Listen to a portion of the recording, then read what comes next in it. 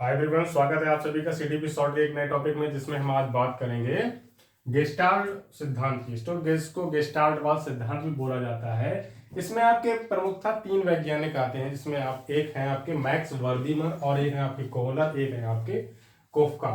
तो इसमें जो मैक्स वर्दीवर है, इसमें आपके वो प्रवर्तक बोले जाते हैं कि वर्दीमर जो थे उन्होंने इस सिद्धांत का प्रतिपादन किया था, उनको फादर माना जाता है गेस्टाल्ट सिद्धांत के। तो गेस्टाल्ट एक स्कूल है, ये जर्मन वर्ड है। जब इस वर्ड का मतलब वो भी मैं आपको बताऊंगा। गेस्टाल्ट स्कूल है 1920 के समथिंग एरा की बात करते हैं हम। तो गेस्टाल्ट सिद्धांत में आपके मुख्यतः तीन वैज्ञानिक होते हैं। कौन कौन से? मैक्स वर्दीमर, कोहलर और कोफका। डायरेक्ट क्वेश्चन ये भी बनता है कि गेस्टाल्ट सिद्धांत के अंदर कौन कौन से वैज्ञानिक होते हैं। ये भी पूछता है प्रवर्तक कौन है, तो प्रवर्तक आपके वर्दीमर है। क्लियर हो गया होगा, ठीक है। तो गेस्टाल्ट सिद्धांत जिसकी बात करते हैं, तो गेस्टाल्ट वर्ड के मतलब ये कोई वैज्ञानिक का नाम नहीं है, ये एक जर्मन वर्ड है, जर्मनी का वर्ड है, जिसका एक मतलब होता है पूर्ण रूप से किसी चीज को देखना या किसी आकृति का होना। पूर्णाकार बोल देते हैं ना, फुल ऑफ इमेज जैसे होता है, उसको बोल देते हैं गेस्टाल्ट सिद्धांत। इसके अन्य नाम भी है, अंतर्दृष्टि अथवा सूझ का सिद्धांत भी बोल देते हैं। वो क्यों बोलते हैं? क्योंकि ये दोनों चीजें आपकी कोहलर की वजह से यहाँ पे रिलेट कर जाती है। क्योंकि सूझ का जो सिद्धांत था कोहलर का, वो यहाँ पे कोहलर ने अपना मुख्य प्रयोग किसके ऊपर किया था? कोहलर का मुख्य प्रयोग था सुल्तान नामक वनमानुष के ऊपर, जहां पे उसने अपनी सूझ और समझ के साथ चीजों को लर्न कर लिया, अधिगम को समझ लिया। ठीक है, तो उसको मैं बाद में एक्सप्लेन करूंगा। पहले यहाँ पे देख लेते हैं कि इस सिद्धांत का एक अर्थ क्या होता है, एक मीनिंग क्या होती है। इसकी जो मीनिंग है, एवरीथिंग हैज अ इमेज। हम जो कुछ भी देखते हैं, हमारे चारों तरफ की कोई भी चीज है, कोई भी वस्तु है, उसका एक आकार है, एक आकृति है, तो हम उसको ऑब्जर्व कर लेते हैं, समझ लेते हैं, तो उसकी इमेज हमारे दिमाग में ऑटोमेटिक स्टिमुलेट हो जाती है, एक इमेज बन जाती है। तो हमारे दिमाग में वो स्टोर, उससे रिलेटेड जब कोई दूसरी चीज देखते हैं तो हमें वो तुरंत ही याद आ जाता है। जैसे कोई हमारा दोस्त है, अगर मुझसे काफी दिनों बाद मिले तो हमें उससे रिलेटेड और भी दोस्तों की याद आ जाती है। जैसे कि हमारे ओल्ड स्कूल फ्रेंड हैं, क्लास 4, 5, 6, 7, 8 के, तो अगर कोई हमें उस टाइम का फ्रेंड मिलता है तो हमें उससे रिलेटेड और भी चीजें, बातें, वस्तुएं, सब कुछ याद आने लगता है।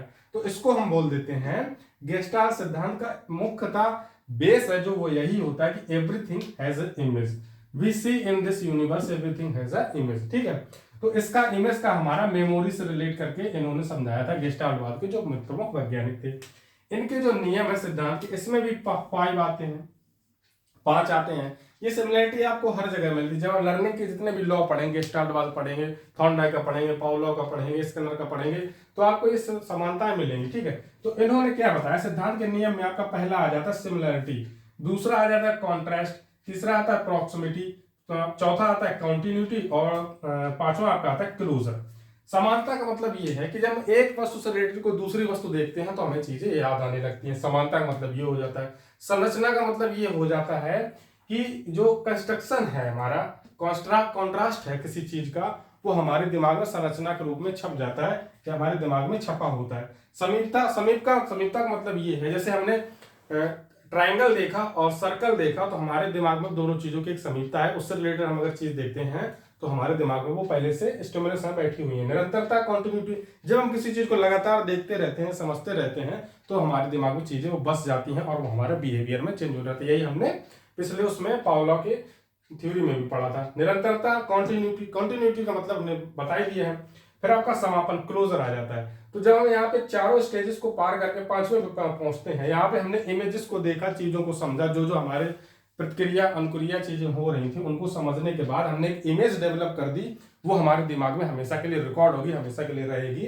तब हमारा क्लोजर में आ जाता है कि अब हम उस इमेज से रिलेटेड अगर कोई चीज देखते हैं, कोई लर्निंग करते हैं, तो हमारे वो पुरानी वाली इमेज हमारे लिए नई लर्निंग में काम आएगी। ठीक है, सिमिलरिटी, यही सारी चीजें यहाँ पे रिवर्स करके जब हम इसको देखते हैं, वो हमारा ये आ जाता है कि कोहलर ने जो प्रयोग किया, वहां पे एक वनमानुष को एक बॉक्स में बंद कर दिया, वहां पे मतलब पिंजरे में बंद कर दिया, उसके पास बॉक्सेस थे, वहां पे बनानास केला लटके हुए थे।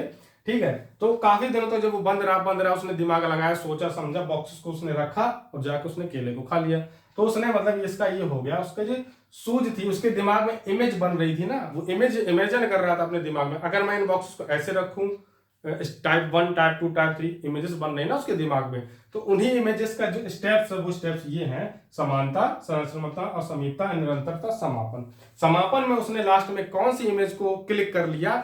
और वो उसकी हैबिट में आ गई कि बॉक्सेस को अगर मैं एक के ऊपर एक रखूंगा तो मैं केले के पास पहुंच जाऊंगा, तो उसका क्लोजर हो गया, उसका समापन हो गया।